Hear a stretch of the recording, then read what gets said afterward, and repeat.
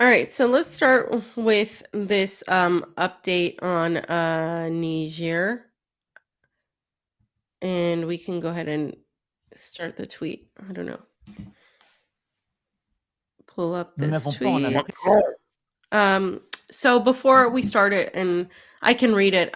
This is Macron. Macron had something to say about Niger because Macron is saying that France needs to interfere and that ECOWAS, he's backing the ECOWAS invasion. And he said this because they need to get rid of the dictators and the putsch regimes that help inspire terrorism in Niger. Of course, not remembering all of the interventions that have left Africa in complete and total demise, interventions by the United States and the West, France's backing in Chad of actual dictators. The United States, of course, is ousting of Muammar Gaddafi in Egypt and Yeah. in Libya, and and so on and so on. The multiple invasions in Somalia. So none of these invasions, interventions by the West, whether it's the United States or Europe, have ever left Africa, the continent of Africa, and its various states in a better result before or after. So let's hear what he says, and then I'll update everybody on what actually happened. Nous n'avons pas en Afrique uniquement, avant tout, et je dirais même comme accent First of pénible, all, and to stress a security approach, we do not have. de fait, nous avons une implication But in fact, we sécuritaire were parce qu'il y involved avait in des risques security since there were terroristes, terror parce risks, qu'il y en a and there toujours, are still et parce such qu'il y a eu une risks. demande And d'États since there souverains were requests de nous from venir sovereign les aider. states, we came to help Et c'est them. dans ce cadre And it qu'a is été in this décidé framework d'abord that we l'opération decide Serval, first puis on l'opération Operation Barkhane. Serval and then La France est Operation intervenue dès Barkhane. 2013 parce France que les intervened États as of nous ont demandé 2013 d'intervenir since parce qu'ils states étaient en asked us train to because they d'être were simply being simplement cut in two. coupés en I'm deux. sure they did. Si la France n'était pas intervenue, If Yeah. France si nos had not militaires n'étaient pas intervened, tombés au if our champ d'honneur soldiers had en not Afrique, fallen in Africa, si Serval puis Barkhane if n'avaient pas été Serval and then décidés, nous ne Bahrain had parlerions not pas been aujourd'hui launched, ni de today we Mali, ni wouldn't de speak Burkina of neither Faso, ni Mali de or Niger. Burkina Ces Faso États nor Niger. n'existeraient plus aujourd'hui dans leurs limites Those states would territoriales. not exist today in their current territorial lines. So he's basically saying if France didn't come in to save these states of Yeah. in Burkina Faso, Niger, Mali, then these people would just not been able to save themselves. They wouldn't exist. First of all, I can't even begin to stress how insulting that is to the people of these countries. You're saying they're too incapable, that they're too stupid, they're too inept to actually take care of of themselves and have their own national sovereignty and make their own decisions. This is And the two, white you're supremacy outright bullshit, lying. Pam, by the way. This is the white supremacy Yeah. bullshit. Oh, This thank shit you right for pointing here. that out. I thought it didn't exist. Like, Jesus Christmas. But Like, no, these but this, people wouldn't be able to yeah, wipe but their own ass, Pam, if we didn't go in there. Sorry, go ahead. and this is the French. I mean, the French. I mean, we talk about Oh, the revolution and the French and all of that, but this is what's in office right now. This is Emmanuel Macron and his bullshit. And what he has been saying is echoing NATO. It echoes the sentiments of the beautiful garden of Europe that needs to protect itself from the jungle. It's that whole sentiment, but also though it's a lie because with the French presence in Mali and Burkina Faso and Niger, it literally destroyed these countries to the point where they were so desperate that they've decided to have a military government in Niger, a junta, right, that rose up and took over because they're saying we have to do something. Our people are starving. There's I think 21 million people in Niger. Half of them are in living in poverty. So you're telling me that you have improved the conditions. I'm not seeing it as an outsider. They're surely not seeing it because they're all in full support of the current junta government that is in Niger. They're fully in support. They're protesting in embassies. They're protesting with BRICS flags, with anti-Russian or anti-French flags, pro-Russian flags. They want the support of Russia. They want the support, they want this multipolar world. The people there are talking about these topics that people in the United States aren't talking about. Like, these people they're so excited for that. And this is all going along in the Sahel region of Africa. And so he's literally lying, and he's making it so offensive, and then pretty much validating their reasons for ousting them, because they're acting like they deserve to be there, like they have the authority to be there. And it's that colonialist mindset, of course, what we call neo-colonialism, because it's not officially, right? It's not like these are slave states. It's not like this is what's going on here, that they have a tie to France officially. But neo-colonially, I mean, they've been exploiting their resources and using it to maintain the lifestyle of people in France. And the people in France aren't even happy with Macron. They're protesting every other day about austerity measures and economic fallout from COVID, from Ukraine, the conflicts, from the involvement in Ukraine. People there don't like Macron either. So it hasn't benefited the French, nor has it benefited the people of Africa. But there you go. So that's what he's saying. So Niger responded by saying, okay, we're going to stop the supply and transport of food and other aid and supplies to the French embassies. You should all go home. You need to all go home now. We're not going to allow the transport. And any of our partners that are seen supplying this transport with like aiding in the transportation of these goods to any sort of French contingent will be deemed a traitor to the people of Niger. So that is what they said in this report that they issued. If we can pull it up, and I'll go and explain a little bit more about how that happened. And so they also ordered their troops to go on maximum alert, citing an increased threat of attack. This is because, of course, Macron just backed the ECOWAS intervention. And this is the internal document that was issued by the chief on Friday.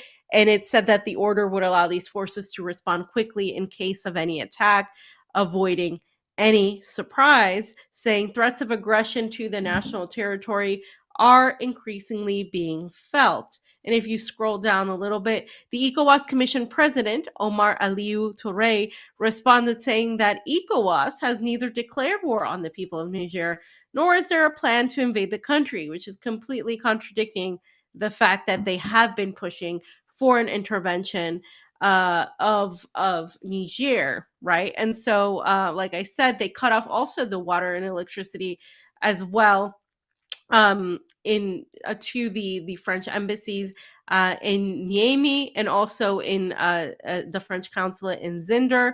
And the president of the CNSP said that all partners of French bases in Niger need to suspend water and electricity supplies and food products.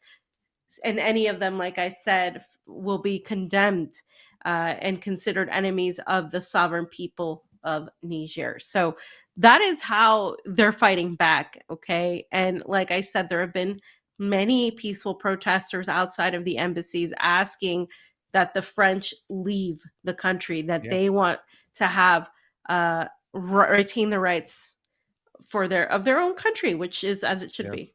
National sovereignty, right? Like, they want to make decisions. And I think that's, no matter what chitter chatter you hear, it's always the same thing. It might be a different decade, a different century, but it's always going to be the same. The West is going to want to get in there because of those resources. And for the fourth industrial revolution moving forward, all those resources that are necessary, a ton of them are in Africa. There's always been diamonds there. The French have always taken advantage of mining the diamonds for pennies on the dollar. It's resource extraction. And that's another reason why they make sure they keep these countries, in the Stone Age too as well. They don't want them to progress, and they want to be able to extract the resources out for pennies on the dollar. And that's what's going on over there right now. So, I mean, as you hear, Macron saying, oh, we've done this and that. No, it's about your resource. You want to extract them. And then also, too, you want to make sure these monetary systems stay within the Western monetary system. Because what's holding it up at this point right now? with Saudi Arabia joining BRICS and Ethiopia and Egypt joining BRICS. I mean, this is some really serious problems right now when you look for the West when it comes to holding their currency. So everybody who's got a single dime in the stock market out in the United States, whether you be a regular citizen or a hedge fund, you have to be worried. And, it all ties back to these areas over here, these continents, because that is the business of the United States. It's war, it's imperialism, it's taking other resources, extracting them. And isn't it funny, fam, too, as well? Because when you did say, like, they go into all these other countries and they extract these resources, same thing we see here in Latin America. And, then the citizens of those countries, of the invading countries, are supposed to reap the benefits. But that's how greedy these oligarchs and these corporations are. Is like the citizens of the countries, they're not even benefiting anymore. It's just pretty much we're sitting over there and we're propping up the manufacturing of consent for these invasions, for these occupations, and we're not even getting anything from it. It's just the elites and the oligarchs that are raping all the resources and the money and putting it in their own pockets at this point. So people need to wake up, because it's not beneficial for anybody. And how long are we going to continue to mess around in other countries, all parts of the world, 800 bases, and not think that it's not going to come back and the chickens aren't going to come home to roost, fam? I mean, people are just too comfortable in the United States, and they need to speak up against these things. Get the hell out of Africa now. Why are we spending a dime in Africa? And if you start following the money, you're going to see, once again, the money laundering, billions of dollars laundered to the military-industrial complex for operations like this. And you'll hear them say it all the time, fam. We must work with our friends and allies. My ass. Yeah. Well, we must work with our cohorts that are stealing these resources. That's what it is. Cohort. So, excuse me. So there's a protest video I wanted to play at the embassy. And this was posted by African Stream, and you can just play that. Love African Stream.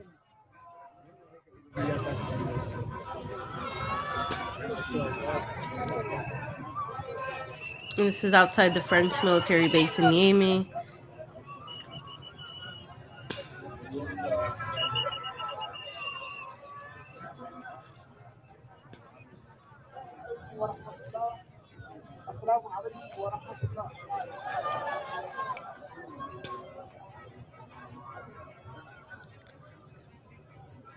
And I think I put the next video twice, so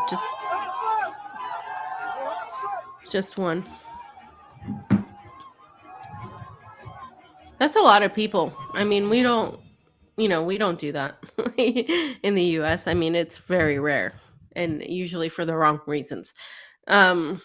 So I mean, I don't see Niger not fighting against this. I don't see them, giving in any way, shape, or form. And Mali and Burkina Faso have already said, if you go after Niger, you're going after us as well. So we're going to also get involved. And like we mentioned before, you have Wagner already in there. And I don't think this is going to go down as easy as ECOWAS and the French and, of course, their Western allies think it's going to go down, because people are impassioned. They're propelled now with everything that's going on with BRICS and everything that's going on from, here eastward and south. Countries that have for so long been ignored are fighting back. They have this momentum right now. And momentum is everything sometimes when you're trying to push for change of this caliber, of this magnitude, like the Niger is trying to push for.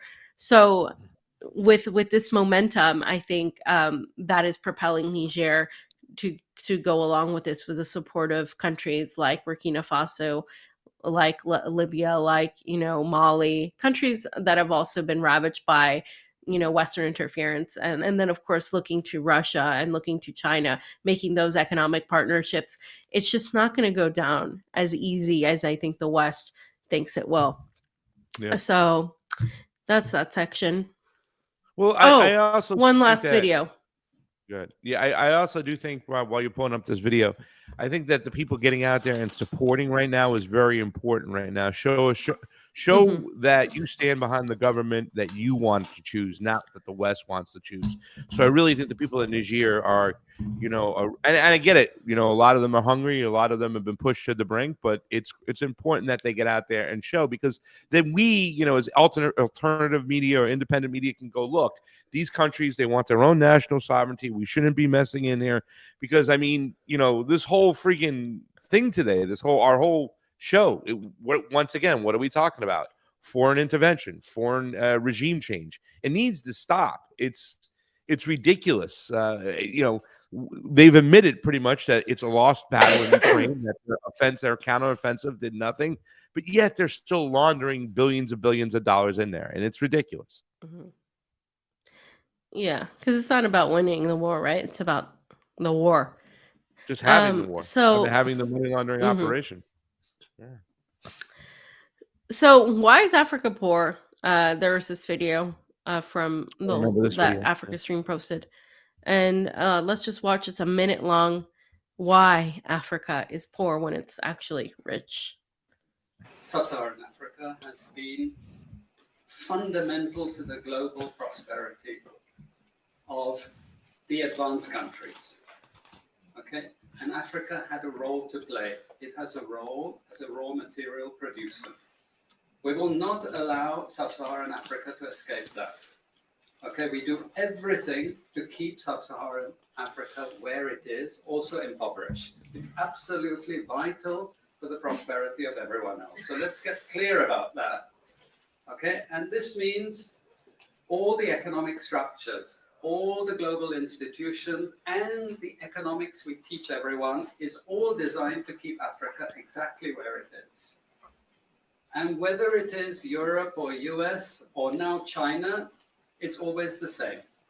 We need Africa to be impoverished because we need those raw materials and we need them dirt cheap. Interesting. He said China at the end. You know, that's left to be determined. But and this was from, I think, 2013, 2015, around that time. Because a lot of the African states right now are welcoming this relationship with China because they don't see, you know, that they're going to have to give up a lot of things. However, there is some concern still by China's actions in Yemen, right? And other, you know, other reports that China is, you know, is using this sort of economic Hitman type of style. Yeah. imperialism where they're like giving, yeah, they're giving, you know, all of this, but they're also gaining their own economic um they're making their own economic gains themselves. So it's just kind of like that's left to be seen. But as of right now, a lot of I haven't seen a single African state not welcome this partnership with China, at least any of the ones attending BRICS or attending the Russia Africa Summit, even the ones that have good relations with the United States are willing and able participants when it comes to having an open relationship that's an economic one with China. And they don't see China as the same as the United States in terms of what they're offering.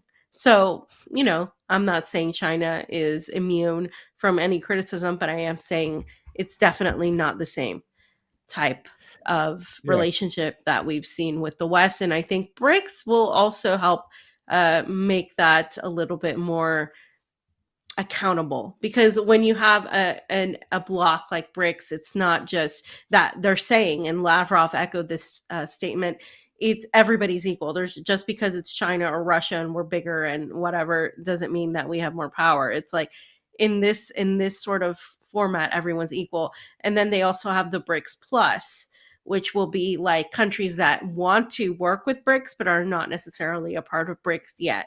So there's a lot of things coming into the works, and I think they are genuinely trying to have a sort of equitable decision. Obviously, all of these countries have different economic